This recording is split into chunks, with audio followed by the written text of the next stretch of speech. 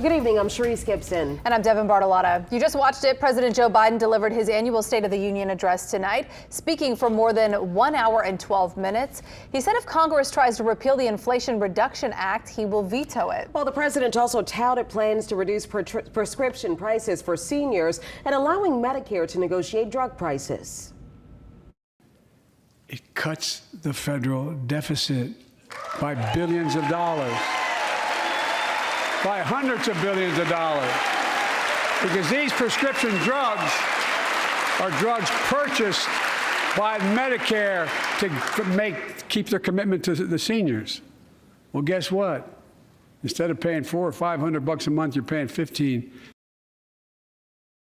However, Republicans in their response say the State of the Union is struggling. They also say families cannot afford everyday household items, food and medicine. Senator Bill Cassidy says the president is disconnected. President Biden's priorities do not align with us. Republicans know that. That's why we're working to address issues that Americans care about. We're working to address the debt crisis. We're working to ensure that flood insurance remains affordable. And, by the way, we're able to rebuild crumbling infrastructure such as roads and bridges. The Republican leadership delivers results. Another big talking point for the president tonight was police reform. Eleanor Tabone has more. Joining us tonight are the parents of Tyre Nichols. Welcome. I'd like the president to be very clear that this is an issue that should not be viewed as a Republican or a Democratic issue. This is an American issue. Tyre Nichols, who died after police beat him last month in Memphis, was part of the president's speech. As many of you personally know, there's no words to describe the heartache or grief of losing a child. But imagine if you lost that child at the hands of the law. Imagine having to worry whether your son or daughter came home from walking down the street, or playing in the park, or just driving a car. Until all communities are safe, no communities are safe. In Louisiana, Ronald Green died in Louisiana State Police custody in May of 2019 after troopers beat him to death during a traffic stop.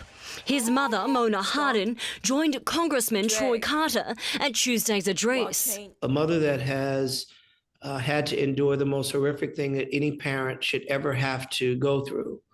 A parent burying her child is not the proper order of things. Congressman Carter is calling for the president to hold police officers accountable. But what happened to Tyre in Memphis happens too often. We have to do better. Give law enforcement the real training they need. Hold them to higher standards.